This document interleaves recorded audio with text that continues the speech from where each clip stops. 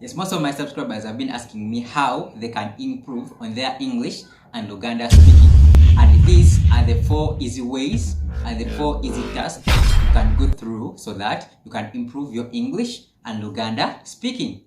Abalaba video zange babadde nga bambuuza engeri ennyangu ey'okwogera ku lulimi oluzungu n'oluganda. So ndowoozezzaako nti bino bigenda kubayamba okukola ekyo okutuuka ku kiruubirirwa kyammwe. So these are the 4 easy ways how you can improve on your English and Luganda speaking. So let's go into it. What you have to keep in mind is love for everything you are doing, and this applies to everything you want to do or you want to achieve.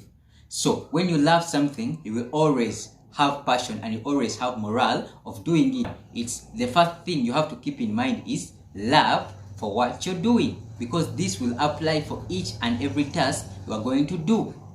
Choina okusooka okuteeka mu birowoozo kwe kwagala ekintu ky'ogenda okukola. Olina sooka okukyagala n'okifiiringa mulimu gwe. Kino kijja kuwa amaanyi okugenda mu maaso n'okukola ekyo ky'oyagala okukola era okukituukako. Okay, so let's jump into these 4 easy ways of improving your English and Luganda speaking. Number 1. So number 1 is getting equipped with all materials you need to learn. Getting equipped with all materials that you need to learn. What do I mean by this? In this, I mean getting the necessary materials like books and paper and pen and charts if possible. And if you are an online student, you get equipped with the e-learning materials. What do I mean by e-learning materials? You know, identify the sites, identify all required personnel to help in whichever video you watch. You should take note that you have to write down the new words and the sentences you learn, such that it gives you the insight and the momentum to go on and on learning as you're writing down, because you can't learn without writing for review. So oyina okufuna byonna ebyetaagisa.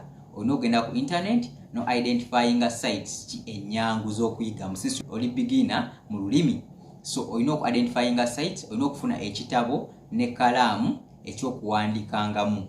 In that oba weetaaga okwejjukanyaamu olina notes ze wawandiika. So you should identify materials, you should identify sites, you should get necessary learning materials like a book and a paper. If possible, you can also identify some new learning sites. Okay, let's proceed. So that was number 2. Self-check. Make a self-check. Self-check in Luganda kitegeeza okwegezaamu ky'oboyize. Okwegezaamu ky'oboyize. So with self-checking, at the end of every video watched, you should take some 5 to 10 minutes while thinking and memory citing of what you've learned. At the end of every video watched, you should take some 5 to 10 minutes reciting, memory brainstorming about what you've learned. Nti buli video gy'omala okulaba weeweemu obudde dakiika nga 5 ku 10 ng'olowooza muli mu bwongo ki ky'oba osomyeko. Kino kigenda kuyamba okulaba oba ky'osomye okitegedde, oba tokitegedde si musango. Genda maaso video ddamu ogirabe emirundi mingi nga wekisoboka, such that osobola okubijjukira mu bwongo. It is very normal for you not to grasp everything in a video watched once or twice. It is very okay. So review the video again and again until you grasp something. So buli video gy'olaba genda maaso ng'ogiddamu such that olina ky'oyigamu mutwe. Omala okiyiga owandiike. You go back to step number 1. You write, because learning with writing. Okay. Step number 3. So number 3 is that you should watch movies and join online groups which speak the same language. You should watch movies and join online groups which speak the language that you want to learn. This will help you to familiarize with the language and get many vocabulary as possible. Kino kigenda kuyamba okwongera okutangaaza oba okwongera okusembeza olulimi lw'oyagala okuyiga era oyiga ebigambo bingi nnyo. So there are many movies to watch. You can watch movies in that language, you can watch films, you can watch cartoons, basing on that language you want to learn. So okulaba film okulaba cartoon naye akuyambako okugraspinga olulimi lw'oyagala okuyiga. Okay, let's go into the last step. Step number 4. So number 4 is practice, practice, pray, pray, and believe in yourself. I repeat, practice, practice, pray, pray, and believe in yourself. So no matter how hard the language may be at the start, it's very okay because you are just getting used to the language. You shouldn't give up. So you should practice again and again and again.